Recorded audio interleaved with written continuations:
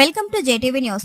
మచ్చబొల్లారంలో హిందూ శ్మశాన వాటికను డంపింగ్ యార్డుగా మార్చడాన్ని నిరసిస్తూ గత కొన్నాళ్లుగా పోరాటం చేస్తున్నప్పటికీ అధికారులు, ప్రభుత్వం స్పందించకపోవడం శోచనీయమని కాలనీ వాసులు అన్నారు.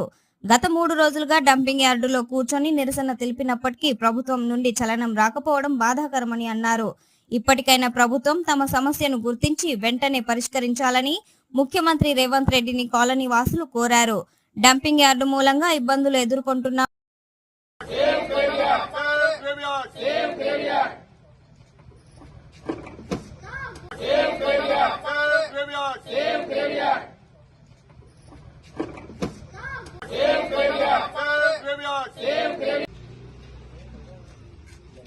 అయ్యా నమస్కారం అందరికీను. మేమందరం కూడా మిడిల్ క్లాస్ వాళ్ళం. నిజానికి ఇక్కడ శ్మశానం ఎప్పటి నుంచో ఉంది. మేము వచ్చే నాటికే శ్మశానం ఉంది. నిజానికి రోడ్లు కూడా లేవు. మేము రోడ్లు కూడా లేనప్పుడు నేను మా ఆయన అడిగాను, రోడ్లు కూడా లేవు, శ్మశానంలోంచి మనం వెళ్తున్నాము, మనం ఇల్లు ఇక్కడ కొనుక్కుంటే ఎట్లా అని. అన్ని రోడ్లు పడిపోతే మనం ఇల్లు కొనుక్కోగలమా అని అడిగారు. అలా మేము ఇక్కడ ఇల్లు కొనుక్కున్నాం. మేము వచ్చిన కొత్తలో శ్మశానం నుంచి కనిపించేది. ఎవరికైనా కూడా శ్మశానం అపశకురంగా అనిపిస్తుంది. మేము ఇక్కడికి రాగానే మా హస్బెండ్ నిజానికి సిక్ అయ్యారు కూడా. కాకపోతే నేను సెంటిమెంట్స్ కు పోను. ఓకే, సో అలా మేము శ్మశానం పక్కన ఉన్నా కూడా ఓకే అనుకుని మేము ఇల్లు కొనుక్కున్నాం. శ్మశానం మాకు ఓకే, కానీ ఈ డస్ట్బిన్ ఇది నిజమైన హానికరమైన విషయం. ఇక్కడ కనుక ఇలాంటి డంప్ యార్డ్ కనుక ఉండుంటే మేము కొనుక్కునే వాళ్ళం కాదు ఇల్లు ఇక్కడ. మేమందరం ఇల్లు ఇక్కడ కొనుక్కున్న తర్వాత ఇంకెక్కడ కొనుక్కోలేక మేము కొనుక్కుంటే బంజారా హిల్స్ లోనో ఇంకో చోట కొనుక్కోగలిగిన వాళ్ళం అయితే ఇక్కడికి రాం కదా. ఓకే, ఇంత మారుమూలకు వచ్చి మేము పక్క నుంచి ఇల్లు కొనుక్కున్న తర్వాత అక్కడికి తీసుకొచ్చి డంప్ యార్డ్ పెట్టడం శ్మశానంలో ఇది చాలా అన్యాయం. మాకు ఇంత అన్యాయం మీరు చేయకూడదు.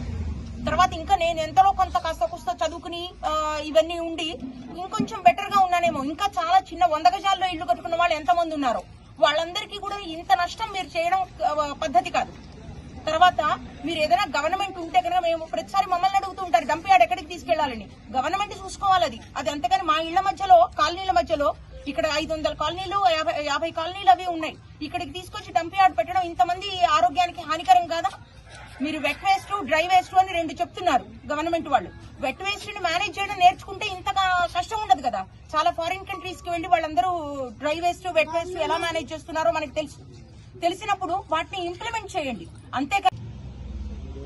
నా పేరు సుధాకర్ పడాల. మేము దాదాపు ఒక 50 కాలనీ సభ్యులందరం కలిసి ఒక జేఏసీగా ఫామ్ చేసుకున్నాము. దానికి నేను జనరల్ సెక్రటరీని. ఈరోజు మేము గత కొన్నాళ్లుగా పలు అధికారులను కలవడం జరిగింది. ఎంఆర్ఓ నుంచి కలెక్టర్ దాకా, ఎంఆర్ఓ గారు, ఆర్డీఓ గారు, కలెక్టర్ గారిని, అదేవిధంగా ఇక్కడ అల్వాల్ డిప్యూటీ కమిషనర్ నుంచి కమిషనర్ వరకు కలవడం జరిగింది. మధ్యలో జోనల్ కమిషనర్ కలవడం జరిగింది. కానీ అధికారుల నుంచి, ప్రజాప్రతినిధుల నుంచి కొంచెం స్పందన లేకపోవడం వల్ల మేము రాజకీయాలకు అతీతంగా శాంతియుత ధర్నా చేపట్టడం జరిగింది గత ఆదివారం రోజున.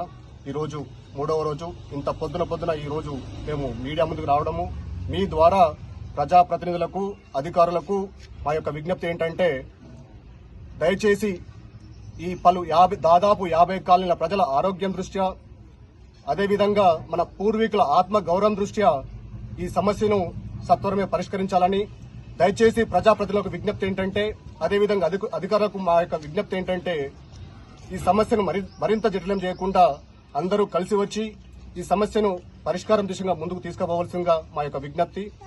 దీనిలో ఎవరో మహాత్ముడు, భగవంతుడు లాంటి వాడు ఎవరు, సామల వెంకటరెడ్డి. మేము 2012లో ఇక్కడ ఇల్లు కొనుక్కున్నామండి.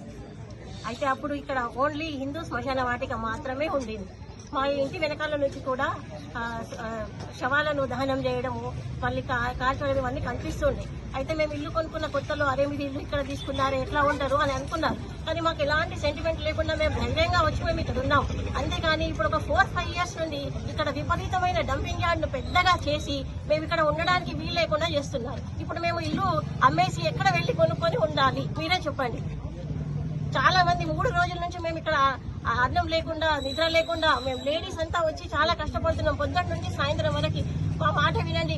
సీఎం అన్నగారు ప్లీజ్, మేమందరం మీ చెల్లెలము.